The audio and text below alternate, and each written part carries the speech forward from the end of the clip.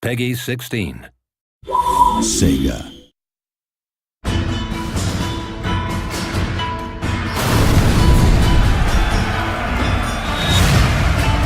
Set during the 19th century, The Fall of the Samurai offers a largely different gaming experience to the original Total War Shogun 2. It's full of explosives, pyrotechnics, it's got lots of fun new units like torpedo ships and Gatling guns. Ships explode left and right, get armor-penetrating shells. We have this huge clash between the modern and the traditional. Effectively, this is a war for the soul of Japan in the modern world. Torpedoes in the water, sir! In The Fall of the Samurai, the campaign map has been extended both further north to Hokkaido and to new island provinces in the south. Ultimately, at the end of the Boshin War, the shogunate forces were chased by the imperial forces into Hokkaido, forming the Izo Republic, which was kind of the last stand of the shogunate forces. The campaign map has been reimagined to reflect the new time period, with steam railways making their first appearance in a Total War game.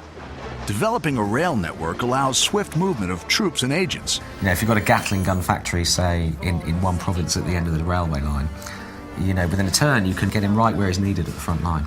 But be wary of enemies sabotaging or blockading your stations. My favourite agent, really, I think, is the foreign veteran agent. So that's kind of an American or British or French foreign veteran that you bring in to improve the recruitment of your troops, kind of drill your troops, train them more effectively. And they can also challenge other agents to single combat. Well, I will defend my honor.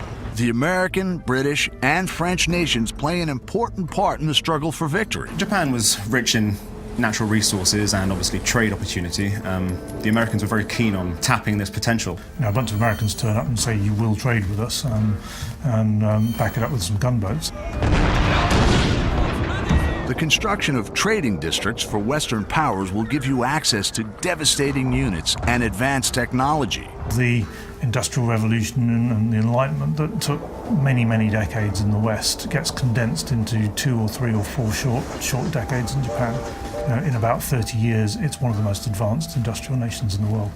Instead of having to rely on expert swordsmen and people who you have very few of, you can train anybody to fire a Gatling gun. But the cost of modernization is great. You know, modernization means mechanized factories. It means the breakdown of traditional social values and social connections. Industrial development can breed discontent in the people and reduces the effectiveness of traditional weapons and units, such as samurai. A lot of people became more and more angry with what they saw as increasing foreign domination. If modernization, unhappiness becomes too much of a big issue, a region can suffer a samurai rebellion, which was something that actually happened in the 1870s, where a bunch of disgruntled samurai decided that all this westernization was no good and rose up against their masters. I thought it was quite nice. The dynamic clash between the old traditions and the new industrial world is at the heart of The Fall of the Samurai. Like all Total War games, there's no wrong path to victory.